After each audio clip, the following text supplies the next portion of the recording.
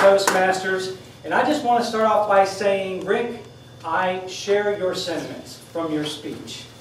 I have the same idea, but from a slightly different perspective. We have 600,000 people losing their jobs every single month. All right? People we know don't have jobs right now.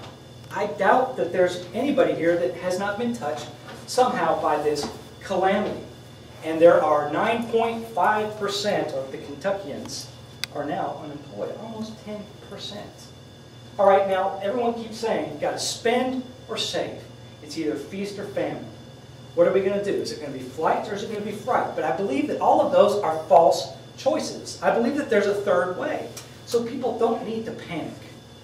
Now, what I have done is I've looked at things like cliches, as simple as those, to derive something I want to share with you tonight. Now, not everybody's going to do this. The average person is a conformist, according to a gentleman by the name of Colin Powell. They deal with despair and miseries with the stoicism of a cow standing in the rain. People don't buy cars till they're broken. People don't go look for better jobs until they're unemployed. And that's not the right way to do it. Right now is the time to think positively about the things that we can do to help other people and at the same time help ourselves. So I took the whole concept of cliches. I went through cliches off the internet. I was looking and I realized most people just dismiss them just right off the top of their head. A penny saved is a penny earned. Sharpen your saw. We hear it and then it goes in one ear and out the other. But if you dig a little bit deeper into these historical icons of wisdom and just dwell on them for a little bit, you'll see what I discovered. And I questioned myself and I asked, what is wealth? What really is wealth? And I came up with my answer. Time. Time is wealth. Time is value. Time is happiness. Time, money can't buy you love, but investing your time in someone can. Time is really wealth. Now, if you take this and extend it, you can start to see that we all have time. Most people will say, well, I don't have time. Why don't you have time? Really, why don't you have time? There are two authors that have tried to also imbue new life into cliches that I want to share with you. Alvin Toffler, who wrote Revolutionary Wealth, and a guy named Timothy Ferriss, who wrote The 4-Hour Work Week. Now, Timothy Ferriss is interesting in his spin and recasting of these cliches. He basically said that people are wealthy because of their finances, but also because they have time, freedom to do the things that they want to do. That underscores the whole concept right there.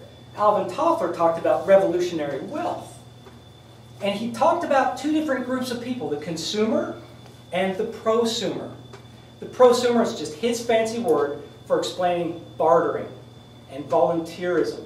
And believe me, with the social networks that we have now, there will be a barter system 2.0 that's going to hit the financial institutions blindsided. They won't even know that this equally large wealth system that is not monitored, not tracked, nobody has a good grip on, that is the same height and size and scope of the economy that's right now failing.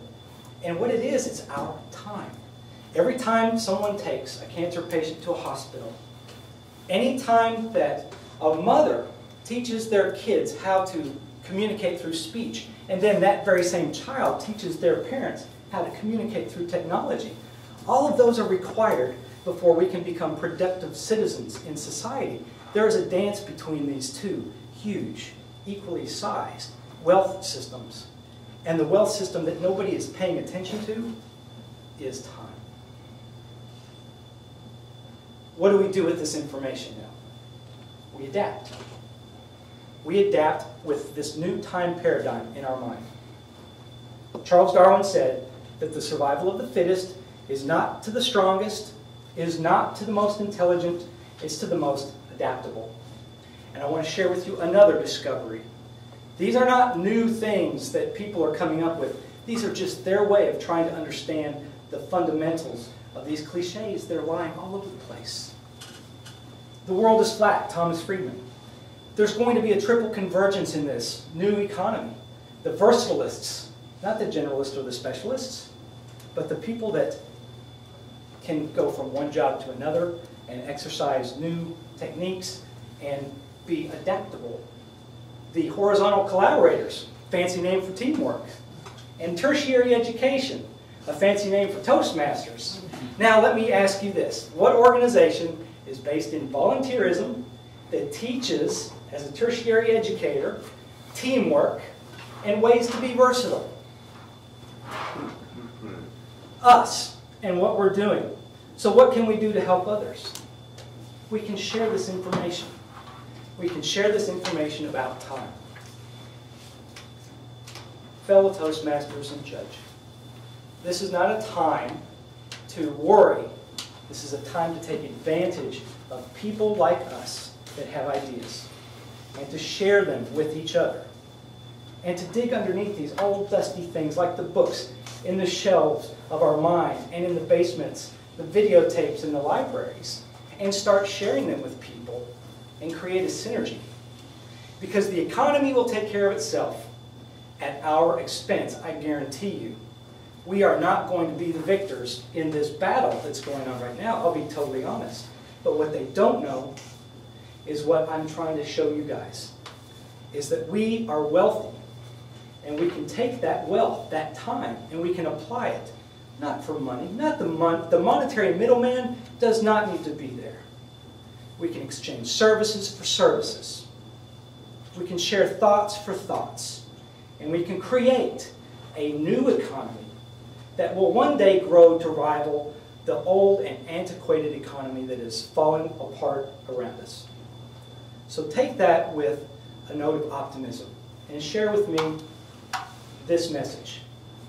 Toastmasters can help us all survive this terrible time. Mr. Contest Chair.